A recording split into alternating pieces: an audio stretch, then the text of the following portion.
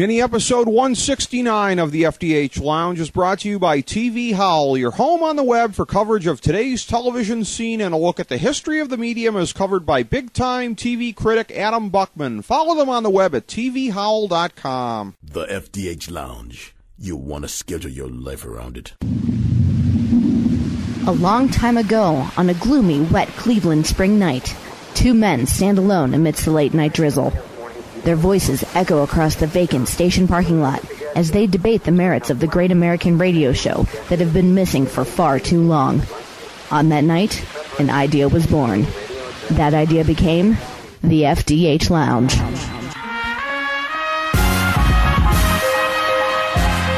Welcome to the FDH Lounge. Okay, folks, mini episode number 169. Rick Morris and Kyle Ross continuing to plow through. This is 3B now on the Kyle Ross History of SummerSlam anthology. We're doing 1998 to 2002 as part 3. 3B specifically is 2000, 2001, 2002. And we've the reason for the split is you had the Russo year? Yeah, I mean, let's not give Vince Russo too much credit, but I think it made a nice line of demarcation. Yeah, don't you? I thought so. Along with the change of millennium. Yeah, no, that was your choice. That was a good choice. Thank you. You talked about here, and it's funny because this was significantly better than the '89 SummerSlam main event. But we talked about previously that was an amalgam of Hot Summer Program with Zeus. And then also a little bit of a holdover of Hogan and Savage. This three-way match that was the main event at SummerSlam, the continuation of the pretty much year-long Rock Triple H program, which had restarted in the fall of '99, their rivalry, and yet a new guy gets put into the mix here. It's a three-way dance as Kurt Angle enters the world title picture here. Second year in a row, a triple threat main event SummerSlam. That's true. They hadn't really done that much previously, and another noteworthy thing also, too, 98, 99, we did these together. It was Steve Austin on top both of those years in world title programs. That is the big point of difference. That's another from big during, point, yeah, because he was hurt here. Obviously, they had taken. Yeah. This was the big injury when he was gone for a year. But 93 to 97, there was no continuity. Even 92, if we go back to the last part of the first one that we did here, you have to go back to the Hogan years to see a guy who you really expected to see on top year after year. As hot as The Rock was, it could have been The Rock in there instead of Austin anyways, but Austin would have had a good chance for a three-peat on top at SummerSlam, or maybe this might have been a four-way match had he been healthy. Well, let's set this match up, shall we? Going back to 99, we obviously took a little bit of umbrage with the forced push of Triple H initially. Yes. Fun little thing happened along the way. Mm-hmm. Well, again, I call it a self-fulfilling prophecy. Crazy little thing called love. Yeah, they wanted him to get over, and he did. But it wasn't...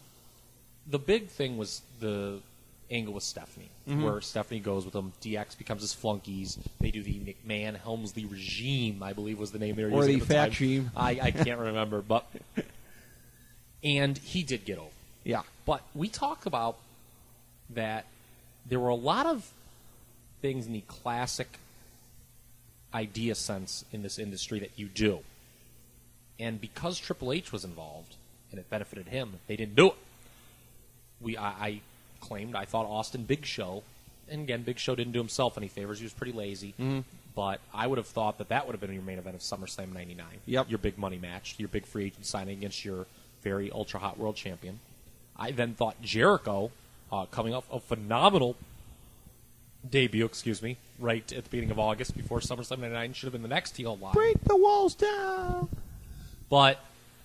they didn't do that. They didn't go with either of those guys. They went with Triple H, and he did get over eventually after kind of a failed first title run, but he gets the belt back. His first push made the George Goulas push in Tennessee in the 70s look organic. There we go. There we go. Very nice. How long ago did you think of that? On the couple fly? minutes ago. Okay, there we go. Minutes ago, yeah. But he did get over. And here's the thing, too. Everything built from the fall, basically when Austin was hurt and out of the picture. Yeah. And even before then, really, it was very clear that The Rock was had gotten to his level in 99. And he was the next. He deserved, at least, a nice run as a babyface world champion. Yes. And so the very logical thing to do is have him win the title from Triple H at WrestleMania 2000. Mm-hmm. Well, again, that doesn't benefit Triple H, does it now? And No, they it didn't doesn't. do it. Now, you talk about, okay, the idea, it's a very simplistic idea of having a baby face walk out of WrestleMania every year as world champion. It had gotten old. That was a time period where they were really big on trying different things and going against the grid. Now, it's interesting that today they many times want to close WrestleMania on a positive note, but whatever.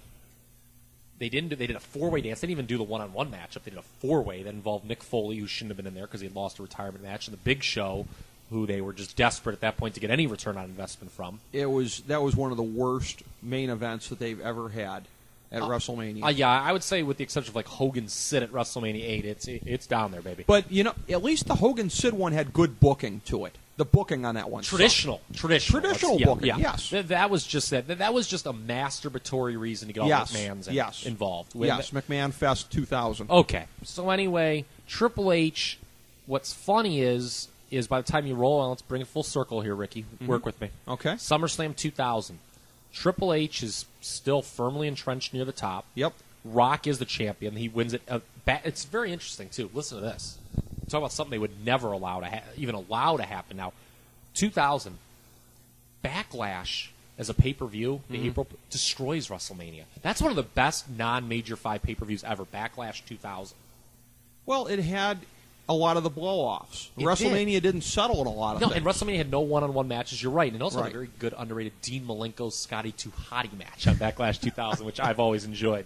But There's a real clash of charisma, is it not? yes, it was, yeah. Didn't do well at the box office. I enjoyed it, though. Thank you very much. But Rock does win the title there, and he holds the title through the summer here. But you mentioned Kurt Angle. Angle, it was very clear. Again, here's what's interesting about this Triple H in this heel spot, which he held on to so firmly from 99 to 05. I mean, as long as he was active on the roster, not injured, he was the lead heel in this company. Yep. Once again, looked to me, like you said, okay, maybe Big Show didn't deserve it initially in the summer of '99. Maybe Jericho wasn't ready. I know Jericho has kind of toed the company line in some videos, some videos. Jesus, how old do I sound? DVDs and some books saying, I wasn't maybe ready. He talked about how hard McMahon wasn't. He also referenced some of the politics of Triple H. Yep. Maybe Jericho wasn't ready.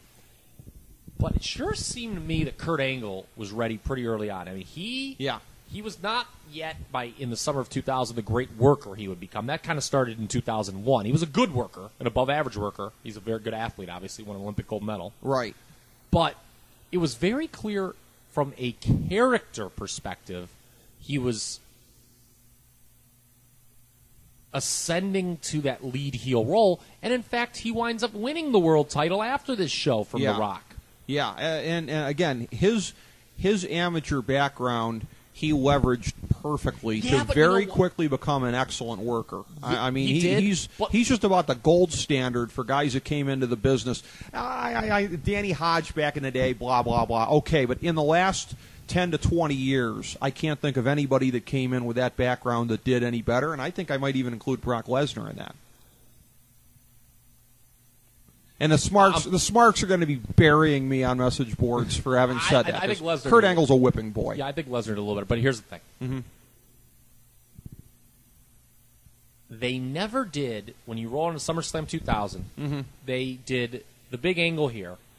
We talk about, okay, what's your big summer angle? What are you going to promote? It was funny. Rock was sort of the third wheel in this match, despite being the world champion and being The Rock. Yeah. I mean, he was a really over babyface world champion, but the main storyline of the summer of 2000, which, by the way, we need to reference the hottest period in the history of this company. Yeah. Okay? 2000 Paul was Belfi, your Hulk Hogan love. This period drew way more money than anything that ever happened in the 80s. Belfi's throwing something in his laptop as he listens to this. But I agree with you. It did. It's a fact. It's not my preference. Look at the revenues. 2000 is the business pinnacle. Sorry, Paul, if you disagree. Yeah, this is what allowed them to go public. Yeah, it was. It was.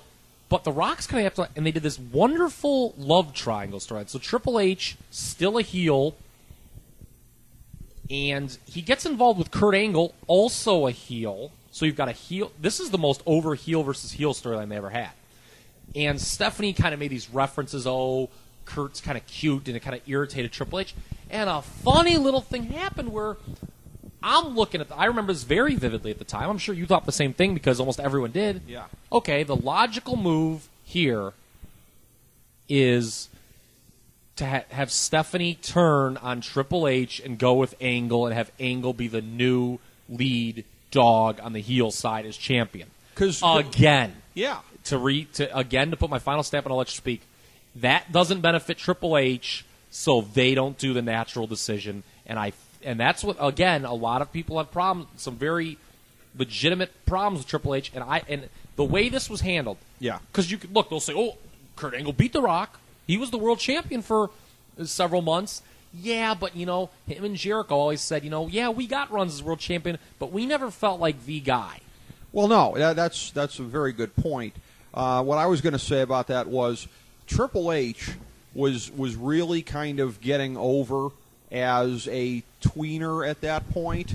And here's the thing. Stephanie's character throughout this thing, and what really made it a swerve at the end, and this was a swerve although he was gone in the Russo sense because it didn't make sense, her character was consistently, from the point of her turn in December of 99, completely and fundamentally unlikable. She should have been with the douche Kurt Angle. Yes. I mean, that was the pairing right there, but by the same token... And Triple H could have had people would have gotten really like they would have with Test coming back to avenge Triple H. See, again, it's interesting with your idea for Test. Yeah.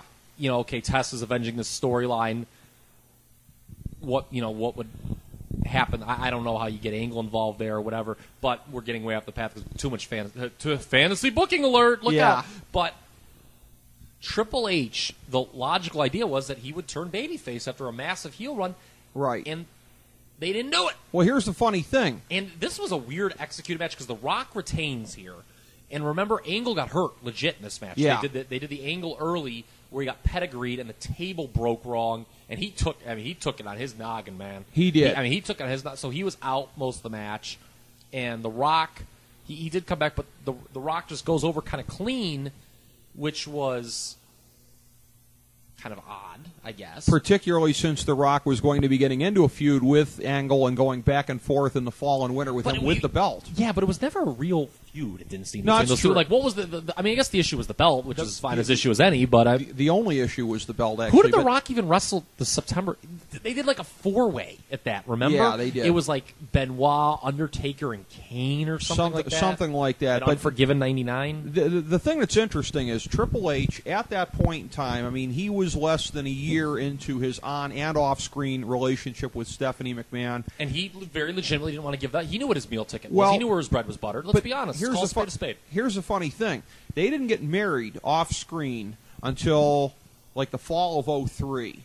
But there's a world of difference between Triple H's level of security in the summer of 2000 and in early 02 when they did do everything you're talking about. He becomes a massive face. He splits with Stephanie. And she goes with Jericho. The whole thing of he was terrified of being Kevin Sullivan booking his own divorce. No, but he proved was married. I guess wrestling is wrestling, but I mean, but he proved in early 02. You're not going to pass around the boss's daughter in the locker room. Well, and it's very interesting too that the one thing that could have added a little bit more heat to that main event at SummerSlam, or I'm sorry, at WrestleMania 18, is if they had gone in some kind of romantic direction with Stephanie and Jericho just to stick it to Triple H. Very interesting that is what would be a traditional part of a wrestling storyline that they didn't go with out of deference to Triple H. So even then, they didn't do everything they could to add heat to it, Kyle Ross. And here's the thing, if you remember, and I know you do, yeah, that Stephanie Jericho thing never worked.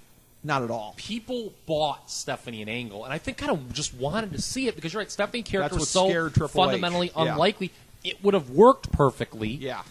To me, through all the different fantasy booking combinations you could have come up with, the very obvious, to me, I don't know to you or to any listeners, you have Stephanie, particularly, and it even worked with the Angle injury because he was out of the match. Yeah. Angle remember here's the thing. That's right. You know what was funny? Mm-hmm. they had switched the belt too much. Remember, like, Rock and Triple H had actually traded. Rock wins at Backlash, but then he loses it back the next month in that Iron Man. In the Iron Man. And then he wins it, but not from him. By pinning Vince McMahon. Yeah. In the infamous Grapefruits match. Yeah, that's right. Now, yeah. It was a 6-man. Yeah, it was. Undertaker and Kane were. Yeah. Now, look, we talked about what a great period this was, and how, and in ring WWE had never been better. I could argue, but the seeds of destruction Yeah. were soon being sown. yeah. But to me, the very obvious storyline for SummerSlam 2000 is Stephanie turns, goes with Angle, and Angle wins the belt. But we talk about the seeds being sown. Let's back up a month to Fully Loaded 2000, a pay-per-view that's very good in ring. Creatively started to do some damage in a little small friend of mine on a show called S&S I once was on. Yeah. Have ripped this pay-per-view, Fully Loaded 2000 in the past. Did great numbers for a not kind of a throwaway show. You had 3 big matches on the show. Rock versus Benoit. Triple H versus Jericho. Last man standing. It's a wonderful match, by the way. Undertaker, Kurt Angle. All 3 matches, an established guy against a guy who had sort of really been starting to kind of sow his oats during the last 6 months or so. That come in, the Radicals had come in Benoit, Guerrero company had come in January. Every one of those matches, the established guy went over. And that, I remember, I didn't think because they had been switching the title, and I disagreed with my little friend on SNS about Rock Benoit. I actually thought Rock should have gone over because they'd been switching the belt too much. Yeah. Had Rock just won it at WrestleMania in the traditional sense, Right. maybe I can see Benoit going there and then you doing a rematch at SummerSlam. It was that odd thing with Shane managing Benoit. They're just friends. The homoerotic. Yeah, we're just friends. Yes, I understand why that story started when they were refused service at a Chick-fil-A. I understand. I understand. But so there were some. You're right. There was. Everyone remembers that period with this great reverence, but there were some mistakes being made. And then I would have done. It had Rock won it in a traditional. Again, we're doing a lot of fantasy booking here. I don't really like to do that, but God, in retrospect, it seems like they made some mistakes. Well, we're pointing out where they went off the tracks here because had Rock won the title. Pardon me, I didn't mean to interrupt. When the Rock, if he wins the title in a traditional sense at WrestleMania, and holds it till and he's the champion still in July, maybe have Benoit beat him and then win the belt, and then they just do a quick rematch at SummerSlam. Although, given the way, and I know that Benoit is obviously a piece of trash now, that no one is a piece of human filth, and we are never to look at him with reverence again. But having had never won the title before in his career, and the whole being held down, even WCW, going back to WCW and then WWF for 4 years, made the win at WrestleMania 20 so much more special. That's another. I know that's hindsight, but I kind of didn't think Benoit was ready in 2000 to be WWF champion. Well, me personally, he was a worthy challenger to The Rock, but I don't think people were as accepting of him as champion in 2000 as they were in 2004.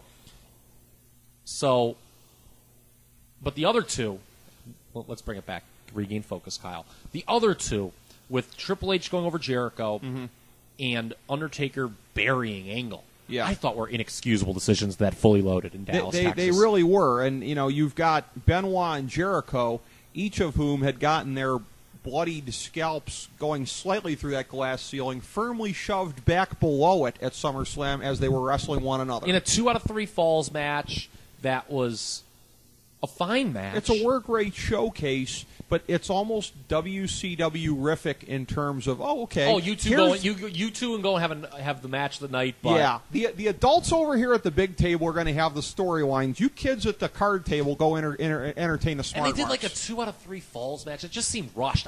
There are some people who really, really, really dig this match between Benoit and Jericho. They've had better. Well, there's a match. And then there's, and then guess what? Guess who gets paired up? I mean, see, it's so funny. It seemed like they just quit on pushing new guys around this period. They did. Because then they go with Undertaker Kane Part 72. Undertaker Kane, that was weird how that ended up restarting as it has on and off, up until the year 2011, actually, I guess. But jeez, how 2010. But as far as history goes, it was the second part of a trilogy between the very excellent tag teams of Edge and Christian, Hardys and Dudleys. You go from what was it, WrestleMania 2000, which is technically just a tables and ladders match. Yeah, that one. This is the first ever TLC match: tables, ladders, and chairs, and then subsequently you get the third part of the trilogy the next year, WrestleMania 17, which is called TLC 2. TLC 2, yeah. Yeah, you know, it's funny. Let's talk about some good stuff that was done perfectly here. Mm-hmm. I have this rated as the best match in SummerSlam history. Okay. The TLC match. Wow, even over Test Taker. Okay. You ought to be ashamed of yourself. But this is the best. Now, one minor little quibble, though. There were a lot of people. This was in North Carolina, if you remember this particular show. I think it was in Raleigh, maybe? I think so, yeah. A lot of people were clamoring for the Hardys to get their big win here because they were the clear babyface team. That doesn't bother me as much. I have this rated not only as the best SummerSlam match, just I have as number 2 match of the decade. By the way, if you're really keeping score at home, if you really got your Kyle Ross stat sheet out. It was the best match. It's a wonderful match, and it's the first match where the storyline necessarily didn't matter so much. It was kind of a stunt show, and you just sort of, in the kind of Ring of Honor sense, you're not really rooting for a character. You just kind of want the match. Because I remember watching this, I just didn't want the match to end. Right. You know what I'm saying? So it kind of fit that Edge and Christian won because you didn't want the match to end, and the heel team wins. Right. So they were so over. I mean, they were such a great team, Edge and Christian, during this time period that it was okay, and the Hardys wound up winning it anyway. So down the road. It was amazing. I mean, if you gave these guys plunder, even in the matches without plunder, a lot of times it was great, but excellent stuff with them. Some other interesting things on the card here, too. A final iteration of Fallout from DX, X-Pac, and Road Dogg.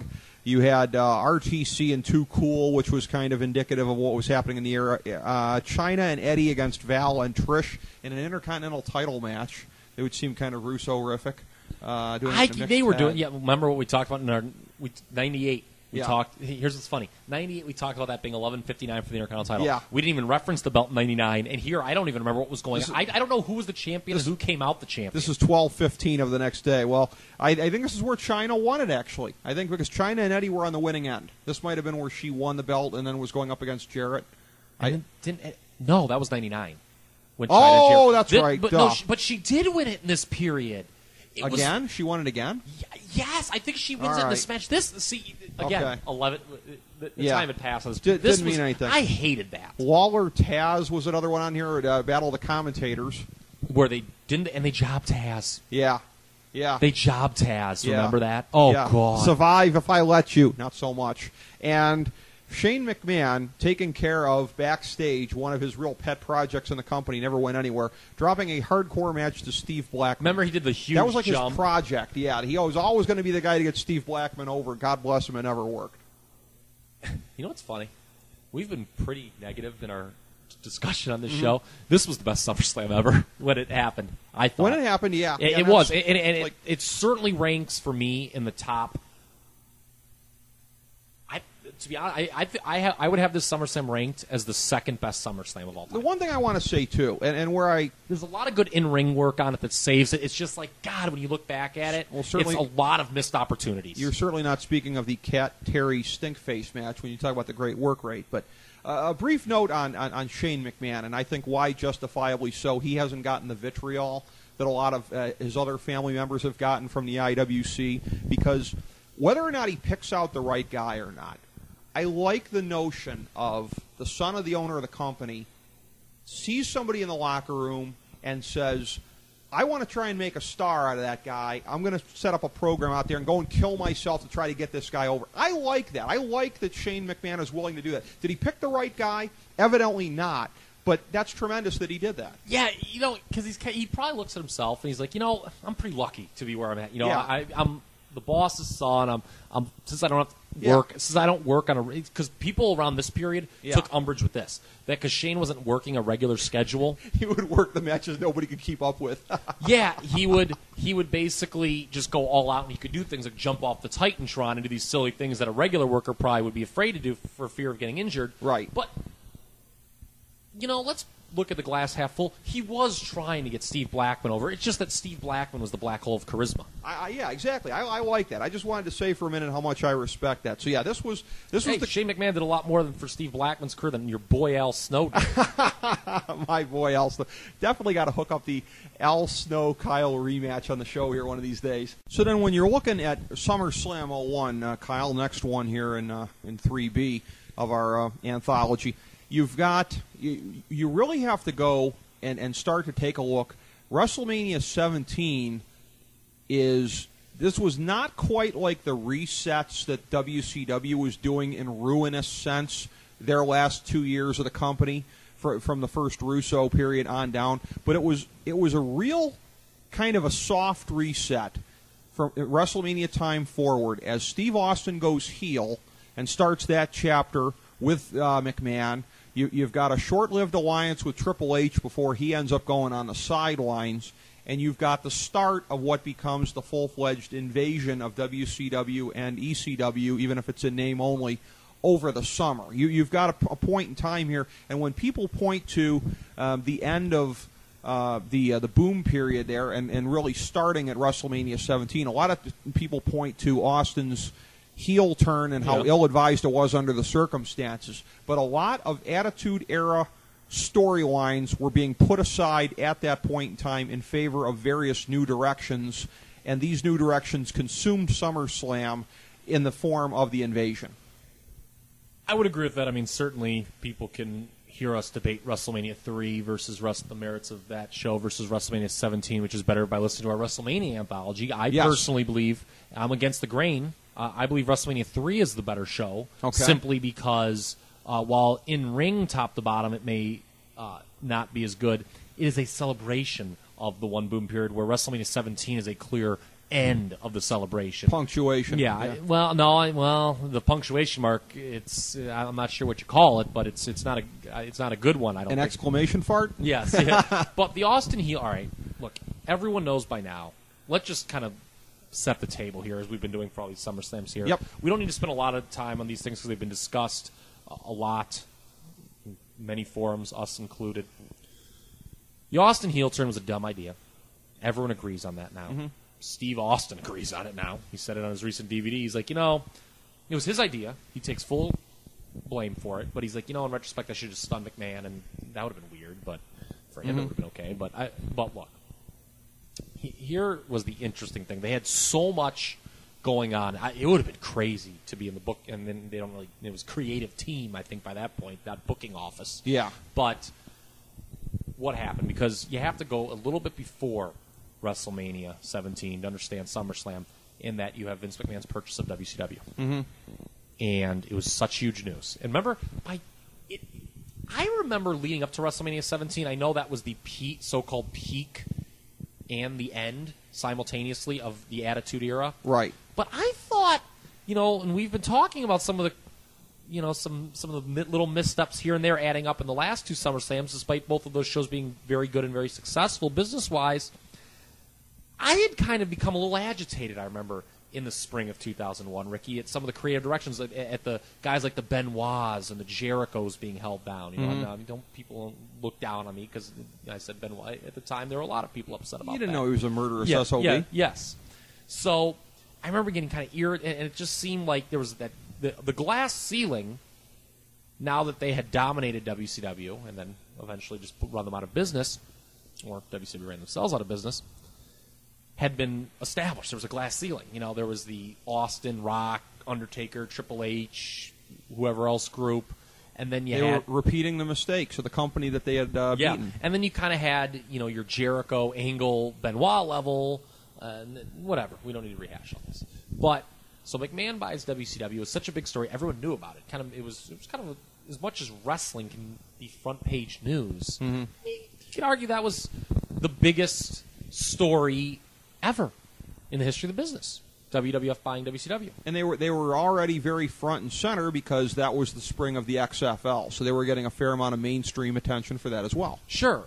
Not in a good way, but mainstream attention. I mean, they had that one good week. But love that Rusty Tillman storyline. Yes. Well, maybe too bad ESPN wasn't around for the XFL. They would have got it over. But Here's the thing with the Invasion. This is my story. They just rushed everything and weren't thinking clearly. It's tough because they were caught up. Business was so good. They thought they were the Teflon. Vince thought he was the Teflon Don. They were invincible. I make this. Oh, who cares if a bunch of people on the internet thought Chris Jericho should have won a last man standing match in Dallas, Texas in July 2000. I'm making money hand over fist. I'm public. We're public traded company. I'm rich. Who gives a damn about any of that stuff? Well, with the risque direction of the Attitude Era, they were making hand over jerking fist. Yes, there we go. Yes. Okay.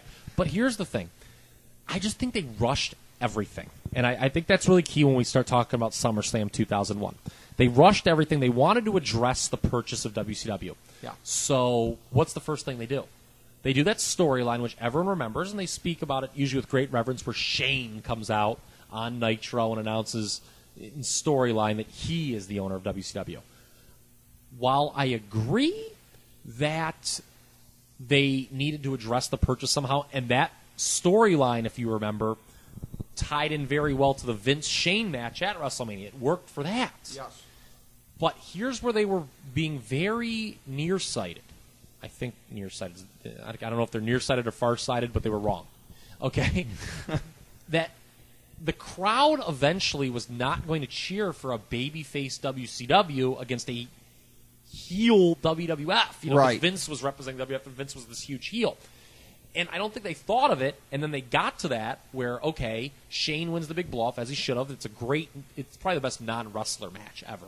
Shane beating Vince at WrestleMania 17. With the Van Terminator, no Yes. less. And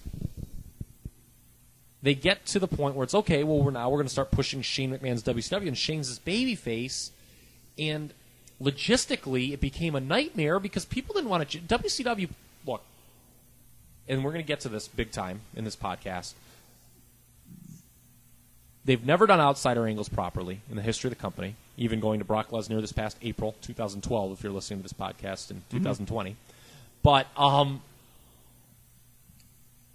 those guys, the active WCW roster when that company went out of business, was not a strong roster. Right. It wasn't, and the WWF fans didn't want to cheer those people. Right. So they ran into an issue where, okay, well, now we've got to make this decision. And then you just started seeing them in the summer of 2001 speed through things. I mean, just because they're like, oh, God, we need to rectify this.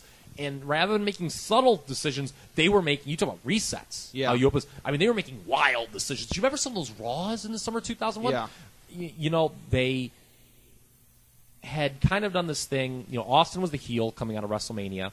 Undertaker Kane challenging Austin Triple H at Backlash did disastrous business. Mm-hmm. Disastrous business. Okay. They kind of then went in the direction, they kind of panicked, like, oh my God. Now, they didn't realize that because it was a horrible decision to turn Austin heel. They go in a different direction with Benoit and Jericho the next month, remember. And for a couple weeks, that was red hot. Best match in the history of Raw is Benoit and Jericho beating Austin and Triple H for the tag titles. I believe it's in San Jose in May. How come they didn't show that one on Raw 1000? Well, Yeah. But I actually named it Best Match of the Decade. If you remember, in SummerSlam 2000, I said the TLC match was the second best match of the decade. Mm-hmm. Now I've revealed what number one is. Wow. Okay. I just thought, I remember being so into that and really like being Mark City. Mm-hmm. Well, the Invasion comes in, and Benoit was hurt, so you got to get rid of him. And not to get all fantasy booking again, but here's the thing. Here's where they erred. You talk about they were pig-headed in some regards and too quick to give up in others. They were clearly too pig-headed with the Austin heel turn. Right. It was obvious early on that was a bad move. There's no way any of the concerned parties didn't realize, like, oh, God, we have made a terrible decision. The Invasion, Ricky, and I'm going to stop babbling and give you a chance to speak. The Invasion, when they started, DDP came on as the Undertaker stalker, Booker T shows up, and here's where logistically there were problems. Booker T kind of showed up doing a babyface attacking the heel Austin in this King of the Ring title match against Benoit and Jericho. Remember that? Right. And that kind of made no sense. The Invasion allowed them, I think, to wash their hands of the Austin heel turn. And instead, they doubled down. They married the two storylines and had Austin be kind of their Hollywood Hogan. Yeah. But the problem was Austin was a WWF guy. And it wasn't like the reason Hogan worked so well in that NWO storyline back in 1986 is the WCW fan base didn't ever take to him. And so he came across as a good invading outsider. Right. I thought, personally, and this is just a thing I'm going to throw out and we can just move on, that remember the night of King of the Ring, they started doing this storyline? There's a rumor that Jericho or Benoit have sold out to Shane McMahon's WCW. Yeah. And they were playing up their past history. Well, with Benoit to go on the shelf soon, and Austin clearly needing not to be a heel, I thought they could have gotten out of this by doing the, well, I guess this goes back to 96, Tony Schiavone storyline. I guess this goes back to 99. They could have done it with Jericho, I think, as a the double lead. turn? Okay. Because that made Jericho and Benoit, that storyline, whether they intended to or not, look really bad and weak. Because, again, it's like, okay, you know, people already didn't like WCW, and they're saying Jericho and Benoit, the two babyface. First of all, two babyface challengers against a heel champion in a triple threat match is stupid. Right. So that's a logistical nightmare. But after all that, and I promise I'll stop talking here, they do the Invasion pay-per-view, the biggest money non-WrestleMania pay-per-view they've ever done, and that's where Austin becomes married to the Alliance. Yep. We haven't even mentioned the ECW rebirth and joining with WCW that they sped through, which was like they could have gotten months out of that. They did it in 2 hours. Yep. And you roll the SummerSlam with obviously a lot of big names. You have a lot of good matches, but logistically, I can't keep harping on this enough. You had some errors, and it just set the tone for this whole stinking angle to be the biggest letdown in the history of this industry. It really was, and I was at Invasion, and I've spoken of that, and I was watching too. all the Rube mouth breather fans who were just cheering anything WWF, no matter what. I mean, As they should have. See, here's the thing: you can't tell people, "Oh, you're not smart enough." If that's what the most people want, look, I don't know. I think it's more so how they were expressing it. We're gonna cheer for you. Our guys beat these here outsider folks. Well, that's what they. It's more you so. Need I'm just judging them on how they talk Okay, rather than all what right, their yes. point of view is. But you know what I'm saying? Like, yeah. They would. I'm sorry, I hear interrupted. I interrupted, and I had no point. I hear what you're saying. because you're talking about. I mean, I tend to agree with that. Fans are going to identify with their own promotion, and that they were kind of screwed up. And what they tried to do to get back on track was they were doubling down on a bad idea by putting Austin at the helm of this thing. I get that. I understand that, and it's a thing where. We've talked about off air, and I think probably in some previous ones here, and bemoaned the fact that they didn't have any kind of real star power that had come over from WCW for the most part. Which is why they had to do the Austin thing, because they're like, okay, we've got to get this group up to snuff on the heel side. We need to have one of our stars turn. Jericho would have been better here. Well, the main problem was, I think, is they just rushed into this damn thing. Two problems that I see. One, and we talked about this just briefly, but the whole thing of, oh, hey, Austin is a heel. Hogan was pretty hot as a heel. Hogan was hot as a heel after he had been booed like a war criminal for 2 years as a quote-unquote babyface. Yes. Steve Austin was a red-hot babyface when he turned. I mean, he was being cheered like a madman when he did the heel turn. Yeah, and now actually, I guess I have three elements to that. Number two is, and I know I've talked about this one before, Austin, selfishly still wanting to sell merch, and I can't blame him for that. If you're going to be the corporate champion, then be the corporate champion. Don't walk out there with your Fock Fear T-shirts and everything like that, and still wearing your jorts and still having the glass breaking. And well, they because the fans will like Pavlov's dog will still cheer you no matter what. Be the corporate champion. You're right.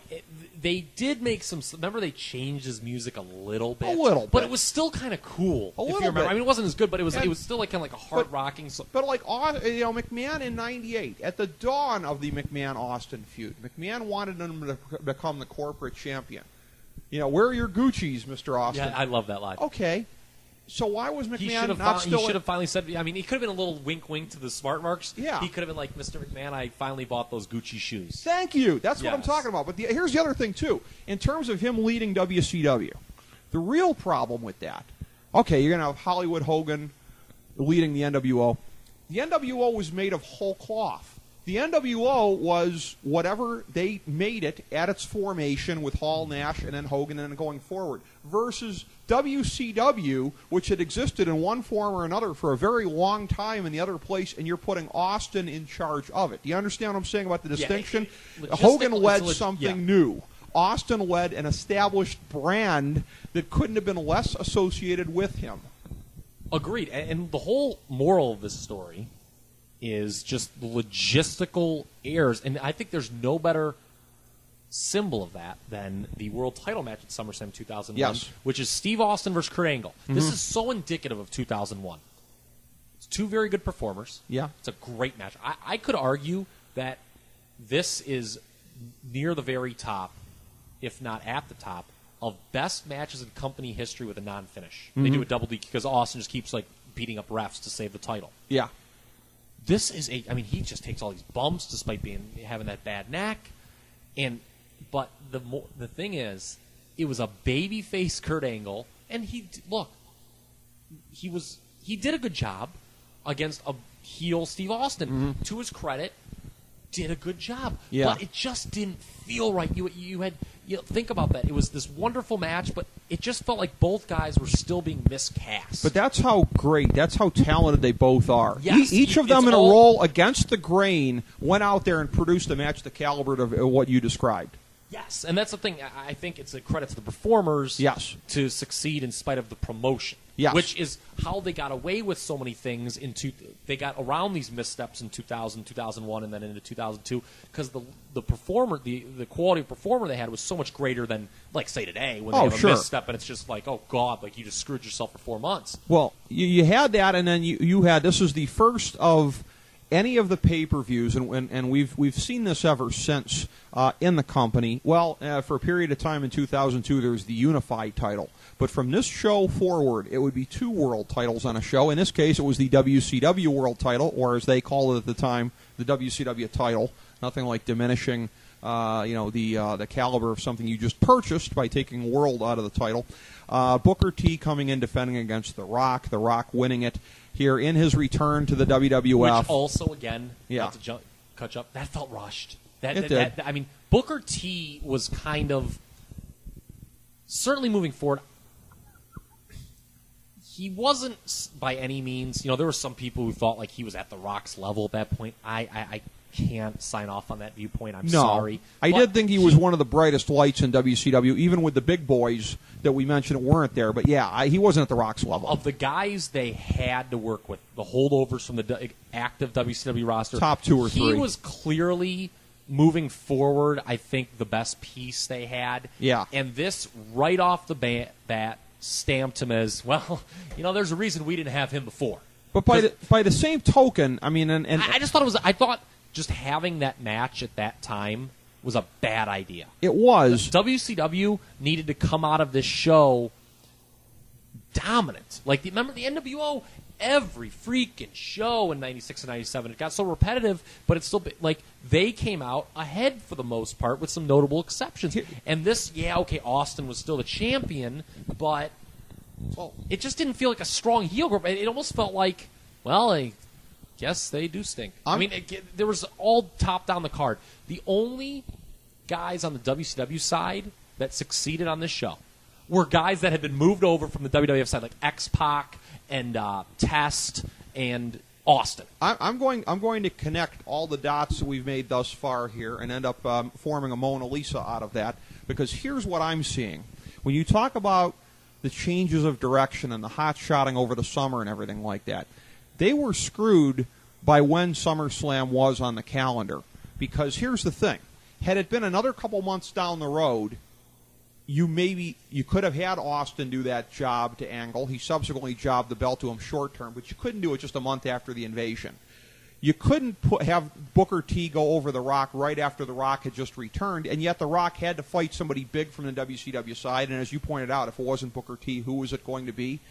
The consequence of their hot-shotting over the summer was that they woke up one day in Stamford like, oh crap, SummerSlam's in 3 weeks.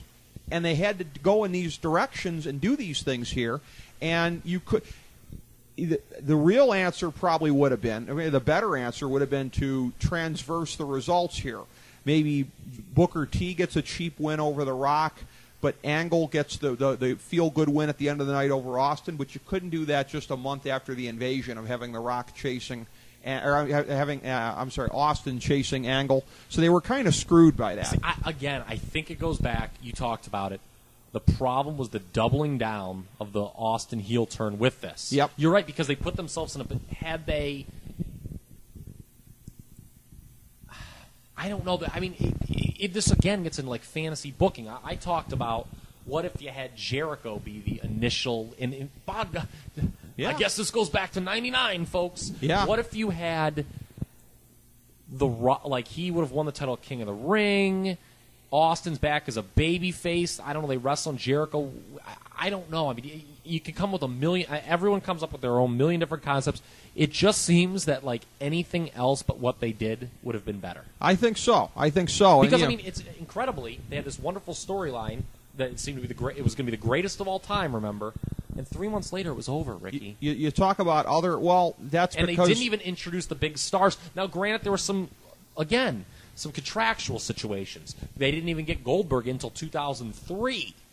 Goldberg, Scott Steiner, Hogan, The Outsiders, Flair, and I'm probably forgetting one or two. They all came in afterwards. Not Sting, but just about all the rest of them.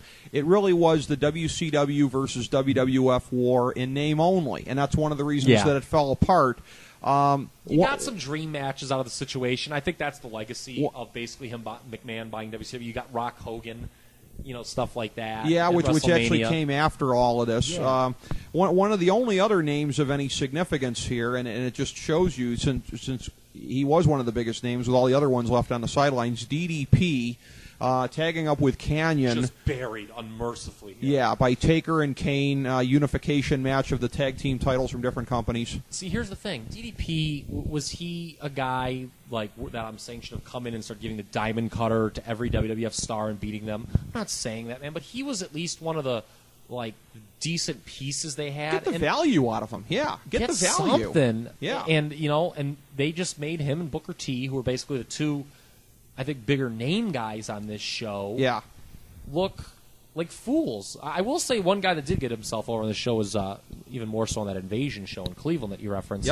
Was RVD. Yeah. RVD was kind of it was kind of interesting that it was an ECW guy that really was the one who elevated himself on the heel side. Hardcore ladder match. He defeats Jeff Hardy at SummerSlam for the hardcore title. I mentioned to you off air, there was a guy here where I thought it was counterproductive that he did a job. Now, he ended up getting hurt shortly thereafter anyway, so you could look at it like, okay, but I'm looking at it from the point of view of you don't know the guy's going to get hurt.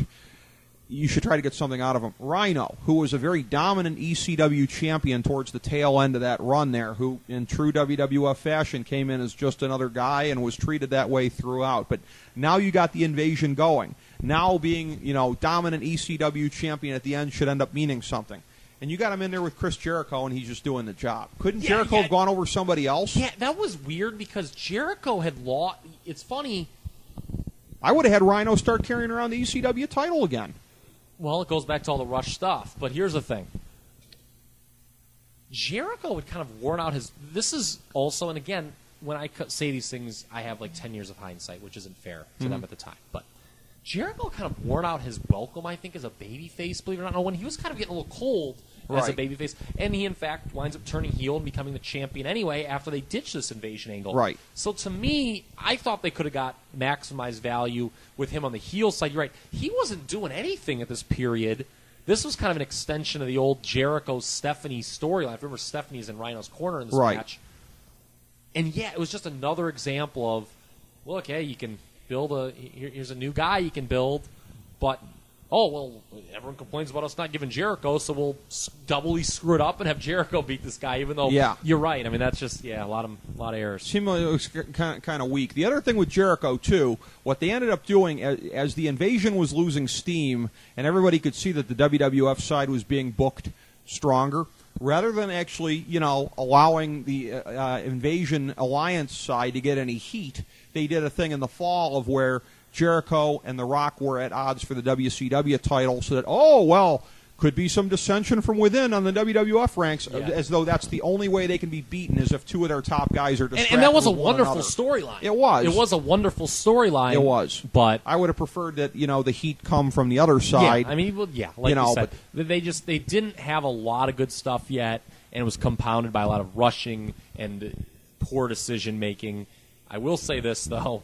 I think this is the third straight SummerSlam we've talked about where we've been largely negative and critical of the booking. It is overall, though, if you just watch the show, it is a very good SummerSlam. I don't believe it's as good as 2000. It is not as good as 2002, which we'll talk about next. That is the best SummerSlam of all time, in my opinion. As you mentioned, I believe, way back when we started part 3 here of our anthology. Yep. But overall, it's a top tier. It's a top 5 SummerSlam, 2001. Last one to ask you about here, too. Two matches. Okay, I'm guessing they were pretty good. X-Pac and Tajiri unifying the Cruiserweight and Light Heavyweight titles? Disappointing again. Disappointing? Again. Again. Look who goes over look who does get over on the heel side. A guy who'd been moved over. And X-Pac wasn't even, he was like a heel WWF guy. Yeah. Weird psychology. And Tajiri was really over. That pissed me off at the time, actually. I actually just downright got mad. How about Edge and Storm for the IC? That was good. That was a good match, but again, they cut the legs out. Again, Lance Storm was a guy they could have got mileage, one of the few guys they could have got mileage out of on the heel side, and they beat him relatively quick here. Instead, they go to the boring shtick with him eventually. Yeah, great move, WWF. But, all right, that's our look then at SummerSlam. That was actually Edge's best match at the time, single match. It was. And that was... better things were to come from Edge, and actually the next year. Next year, some great work rate from him, certainly. As we bring the show to a close, we would like to extend our deepest gratitude to NBC, CBS, ABC, Fox, all Clear Channel affiliates, TNT, TBS, USA, UPN, Deadspin.com, YouTube.com, YTMND.com, MySpace.com, various blogs, Fox News, CNN, CNBC, MSNBC, IamBoard.com, Billboard.com, Google.com, ESPN, ESPN2, ESPN News, ESPN Classic, NBA TV, NFL Network, Sports Time Ohio, Athlon Magazine, Comedy Central, Cartoon Network, The Boomerang Channel, QVC, BET, The Spice Channel, Steno Notebooks, Manwich, Papermate Office Supplies, waitresses, strippers, bartenders, garbage men, janitors, microwave popcorn, the writers of The Office, Scrubs, Entourage, My Name is Earl, Oz, Metalocalypse and the Boondocks, Aquafina, and the Periodic Table of Elements.